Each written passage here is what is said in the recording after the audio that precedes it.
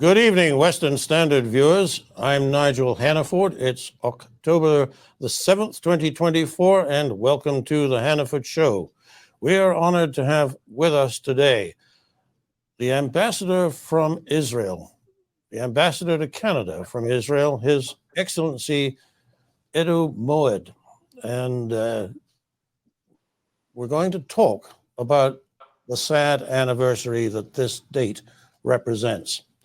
For it was indeed 1 year ago today that the Hamas terrorist organization that controls the Gaza Strip swarmed Israel's southern border and with indescribable brutality began to kidnap, rape, murder, burn, blow up, incinerate, and otherwise slaughter approximately 1,200 innocent and mostly unarmed Israeli citizens in cold blood.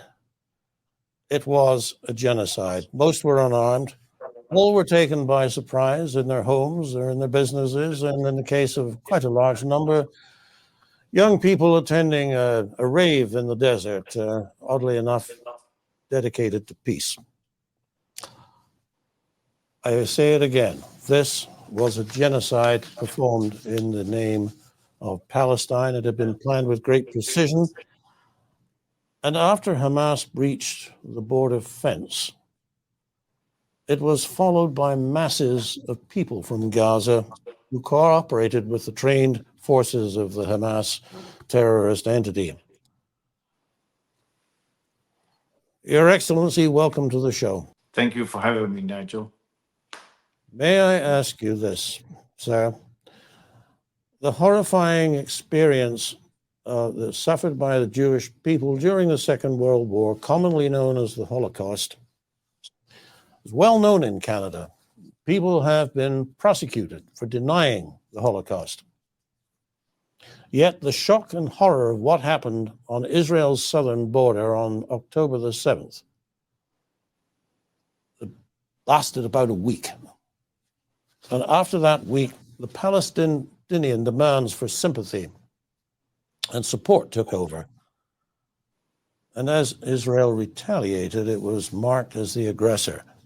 And here in Canada, hostile mobs harassed Jewish Canadians in their businesses, in universities. They even swarmed neighborhoods where Jewish people tended to congregate. This surprised me. Does it surprise you, sir? It surprised all of us, I think, because although we have seen a rise in the level of anti-Semitism up until that date, I think that what erupted was a level of hatred and aggression and intimidation that was unprecedented. I don't think that, although I'm new to Canada, I just arrived when all this erupted, I've never heard of hate marches on the streets calling for the annihilation of the state of Israel, calling for Jews to go back to Europe, calls that are in their very essence and nature very contradicting to what I've come to learn about tolerance and acceptance and collaboration and respect for each other. So yes, in that respect, it was something completely new to me. I saw, and I still see, the Jewish community hurting very much from this, not understanding why some people actually lost friends over this, why students actually wait not to go to Canadian universities, but elsewhere. They're very welcome in Israel, but I think that as societies, both Israel and Canada are free and open societies and tolerant, this phenomenon of hatred, pure hatred that we've seen going on this past year is unacceptable, it's intolerable. And I must say, I'm not very happy with the way that I see that the authorities are dealing with it. I know that there is a question about the freedom of speech, academic freedom. Much of those issues are very, very important, but none of us accept anything like freedom of hate. And this is what we are seeing these days, and this is really a phenomenon that needs to be addressed head on. So It seemed that this came about very quickly and on a large scale. Do you think that there was an organization in place to echo what had happened on October the 7th in the United States, in Great Britain, and in Canada? It seemed to come from nowhere, and suddenly it was all around us, with kids camped out in tents on their campuses and proclaiming, sort of free Palestine and so forth. Was this planned? I would make a distinction here between an accusation that there were some. No, I don't think that that was the case. But I do think that for a very long time, there have been these sort of dormant elements waiting for something like this to erupt. And once it happened, immediately they took over. And the best evidence for that is to look at the Facebook page of an organization called Samidun, which is a so-called organization that is set up for the welfare of the Palestinian prisoners. It's an organization affiliated with a Canadian recognized terrorist organization, Palestinian Front for Liberation of Palestine. On that very same day, on October the 7th, Saturday morning, they already went to the bridges in Vancouver, hung up huge boards claiming this is the way to resistance, this is the way to freedom and liberation. And so when you happening on campuses and you see how well organized that is, you understand that there is an infrastructure here that needed very, very little to be triggered and to set off the level of hatred that we see right now. Well, it obviously there was something, because it happened, and that demonstrates the point right there. So the reaction of the Canadian government, I want to read to you, really for the benefit of viewers more than yourselves, but at any rate, a couple of comments that have been made, or to which the Canadian government has applied its signature. One of them, of course, is the joint statement that came out in June from the leaders of several countries, the United States, Argentina, Austria. We don't need to go through them all. But Canada was one of the ones, and they signed on to this thought that they call on the leaders of Israel as well as Hamas to make whatever final compromises are necessary to close this deal and bring relief to the families of the hostages, as well as on those on both sides, including the civilian populations. And then about a month later, the International Court of Justice issued an opinion saying that Israel's occupation of the West Bank, I'm not quite sure whether Israel really occupies the West Bank, but at any rate, that's how the ICJ and East Jerusalem, of course. But they said, we call on Israel, another group of international leaders called on Israel to respond substantively to this opinion of the court and ensure accountability for ongoing acts of violence against Palestinians by extremist settlers, reverse the settlements, and work to a two-state solution. I would imagine there's a number of red flags in that statement for you, sir, but why don't you talk to us about them? Let's first talk about the picture behind me on this side. If you can see, Yes. There are faces. These are 101 hostages being kept in Gaza by Hamas for a year, a full year. They're being held in those dungeons, buried alive at gunpoint by Hamas. This is the essence of what we are talking about. This is what we are dealing with. So my point being that our world of norms and of liberty and respect and understanding of each other and agreements and all of that works only to a certain degree. In my neighborhood, where I come from, it doesn't really work.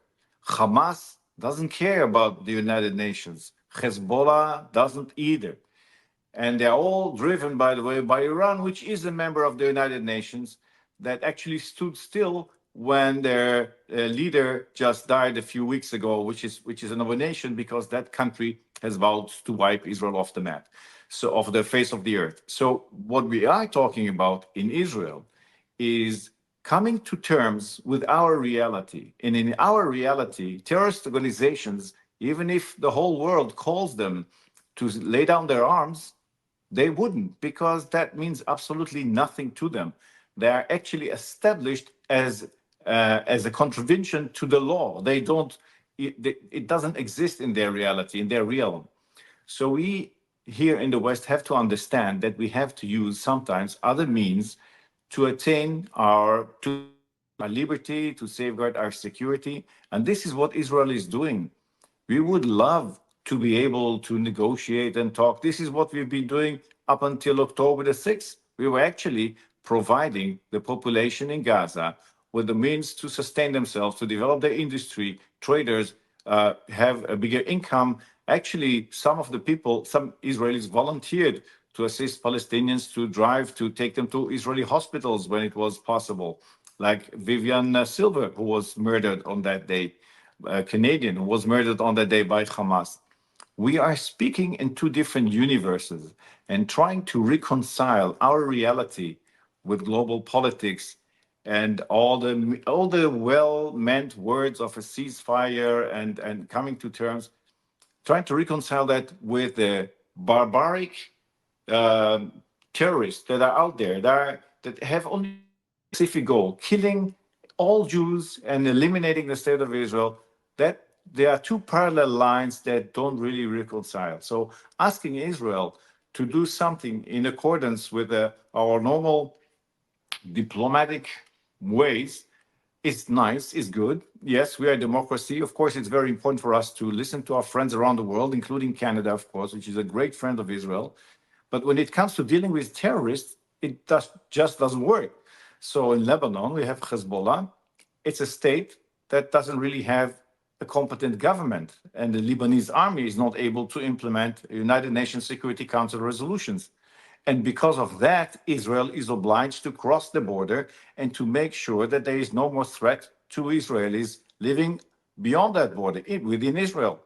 As you may know, hundreds and hundreds of homes already have been destroyed, tens of Israelis being killed, including 12 Majtal Shams.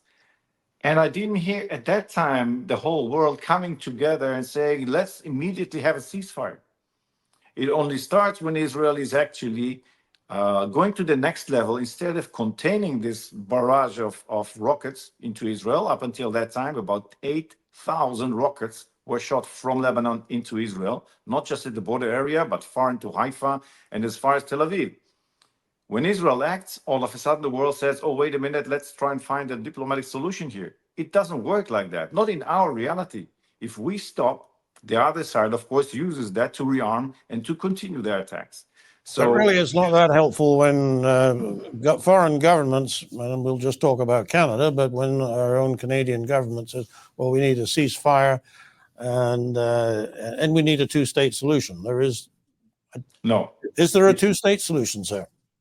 A two-state solution when the Palestinian leadership will acknowledge Israel's right to exist as the homeland of the Jewish people. That has never happened up until now. Even when we signed the Oslo agreements, everybody said, well, wait for that recognition that will come. Start with small steps and eventually they'll see the benefit of it. But it has never happened. Actually, the only reason why there has never been elections among the Palestinians is because Palestinian Authority, which is led by Fatah, knows that Hamas will take over and they don't want to lose power. But even those two parties within the Palestinian society, Fatah and Hamas, are not able to come to terms about their own future. So there is no viable partner on the other side. And so for us at this moment, there is no way that we can move forward in discussing a two-way solution until we know somebody of authority and capability is ready to do that and to negotiate the Palestinian cause with us so that we'll have a solution. We've actually had many arrangements in place so that Palestinians can live their lives. We know that Palestinians want to have their own state. We understand that. But with the government that they have at the moment, with the overall majority that actually supports Hamas's line from the river to the sea, we don't see that in the near future happening. This is one of the reasons why 99 members of Knesset out of 120 supported a resolution saying, let's not have a two-state solution at this moment. But the overall majority of Israelis do believe in coexistence. And let me just give you one example of what do we mean when we talk about coexistence. Within Israel, you have about 20% of the population is not Jewish.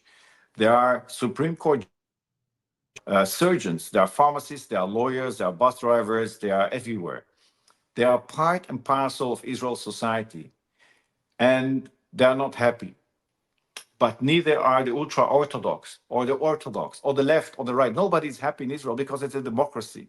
And everybody takes part in it. Everybody has a voice, an equal voice. And this is how our country is managed. And so when we are talking about coexistence, the same that we have, like we have peace agreements with Jordan, with Egypt, with the Gulf countries, we aspire to have similar agreement with the Palestinians. But at the moment, as we see the situation, they are not ready for it. I see. It occurs to me that the success of the Abraham Accords, the President Trump's personal Middle East initiative in late 2020, led to agreements with Bahrain, Sudan, and the United Arab Emirates. And at the time, there was a feeling, well, maybe the Arab world is coming around. Would you make any connection between the October 7th attack and that diplomatic success, which may have led the Hamas to think they were being left behind by the rest of the Arab world? Perhaps, but I would argue that the mechanism that Hezbollah, that Iran put in place with its proxies, Hezbollah, Hamas, Houthis, Iraqi militias, Syria and Lebanon, and even our terrorist organizations that are supported on the West Bank, they've been waiting for a pretext, for a moment to attack. And they wanted actually to do that perhaps even a bit later, when Iran would be their arsenal, and that would have been much more dangerous. But the idea was Israel will not be there anymore. It needs to be wiped off the map. The fact that there was rapprochement between Israel and Saudi Arabia, that has been going on for quite a while. Perhaps the timing now, the trigger may have been indeed some diplomatic steps to get the sides closer and to sign some kind of a peace agreement.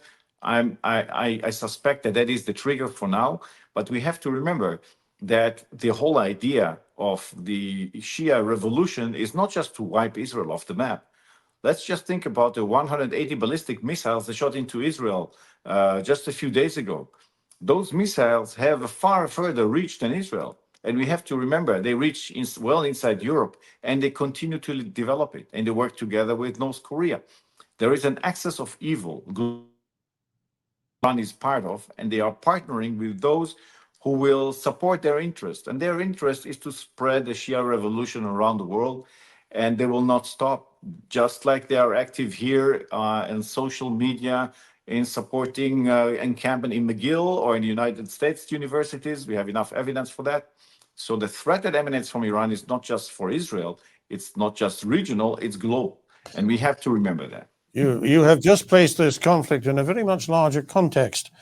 I'm not sure that people are familiar with the idea that Iran wants to export its religion around the world. Just to be sure, is that what you're saying? Yes, they are working very hard at it. They are developing tools to use social media in a subversive way and to affect people. People are all of a sudden, young people on universities are converting. That's part of the encampments. You see those processes taking place. If they are pro-Palestinian, that's one thing, but there is no religion there. Why would people all of a sudden also show they're willing to convert to Islam? There is something much deeper going on. It is not just about Israel, it's about Western free civilization democratic world as we know it. And this is something that we have to remember. Israel is at the forefront. But as you know, Professor Irving Kotler says very often, it starts with the Jews, it never ends with the Jews. There is something much deeper behind this, and we have to look at it from that perspective. This is why Iran is not just Israel's adversary. They may be at this moment, but as you've heard, I also mentioned the United States and other countries that threaten actually now from supporting Israel. So they are a global threat to security. Global threat to security, certainly. The idea that they are actually exporting their religion is one that I think Western audiences are going to have that explained to them more frequently. When you saw the kids dressing up in hijabs and so forth, I think we just took that as kids being kids and doing something to be provocative to their superiors. Look. This makes the whole matter of how you respond to Iran after their missile attack earlier last week very much more significant. People are talking about the possibility of attacking the nuclear production facilities or attacking their oil and crashing the economy, creating an internal revolution. I wouldn't expect you to tell me what you were going to do, but is the destruction of the Iranian government the object of your retaliation by whatever means you attempt it? Our objective is to make it very clear to the decision makers in the Iranian regime that it is not worth their while to attack the state of Israel, that they should not even contemplate doing that. This is our message to them. And we want to achieve that message, make it clear and strong by not only consolidating an international front coalition to make it clear to them, but also to letting them understand, in essence, what we mean when we talk about that. And so the point really being that the Iranian people are suffering under this Iranian regime. Yes, we know that. We know their human rights records are horrible. They're hanging gay people. They throw into dungeons their opposition. They oppress minorities all throughout Iran. We know all about that. But their terror program, their support of proxies, the use of the Houthis, for example, to thwart one of the major trade routes, global trade routes, has nothing to do with Israel. It's with their plan to affect global economy. We have to remember that.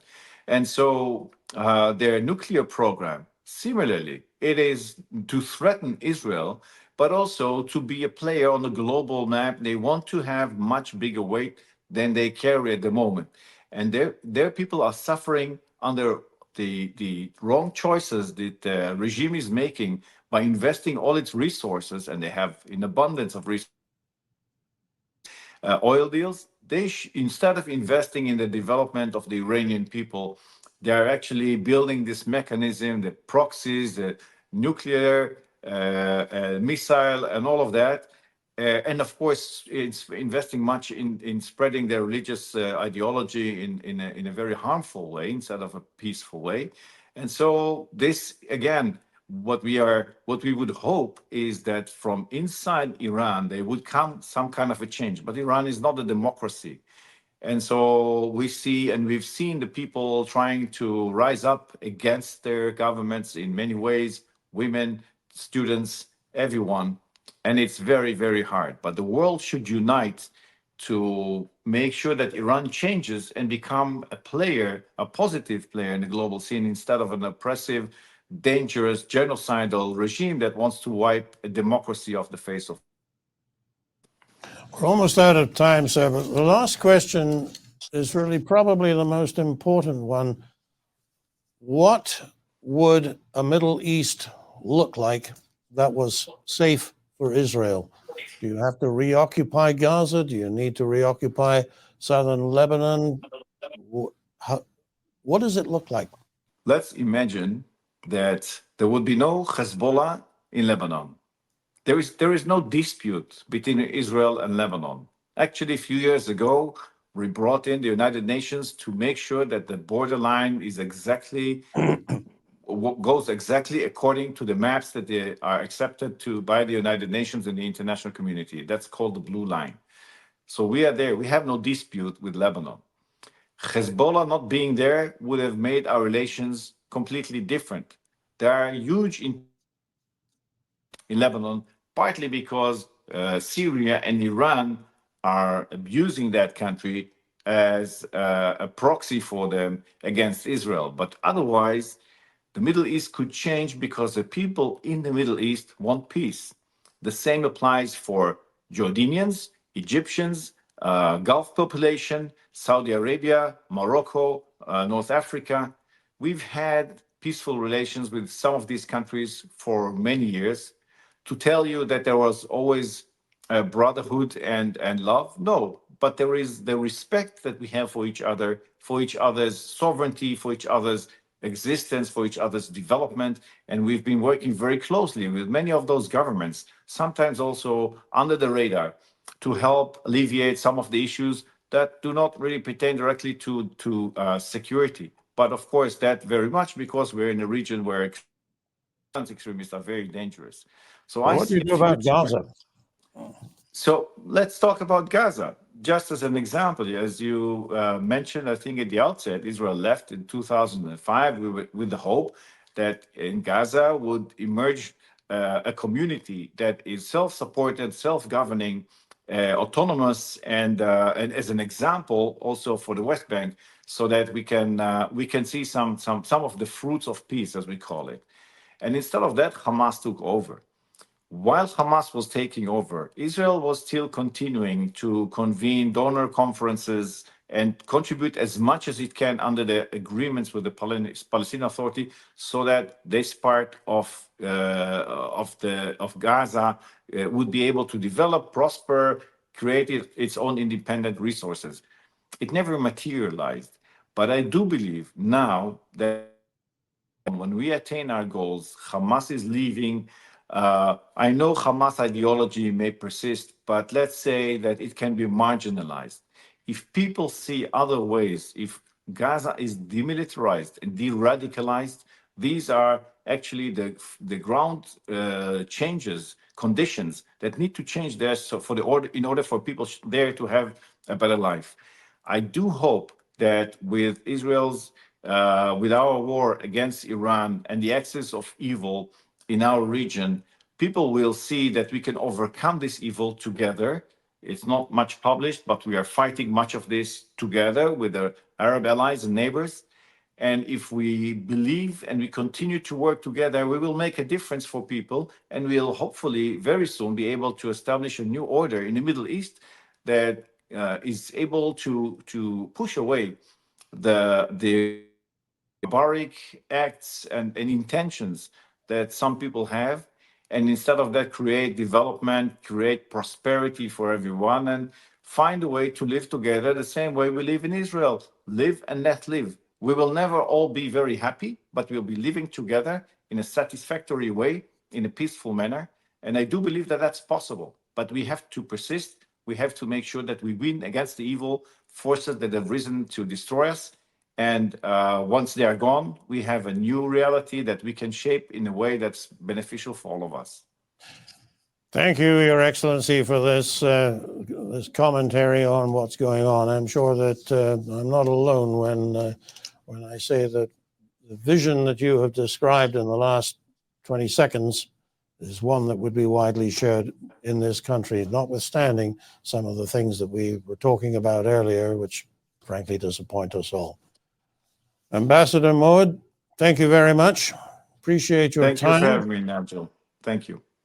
For the Western Standard, I'm Nigel Hannaford.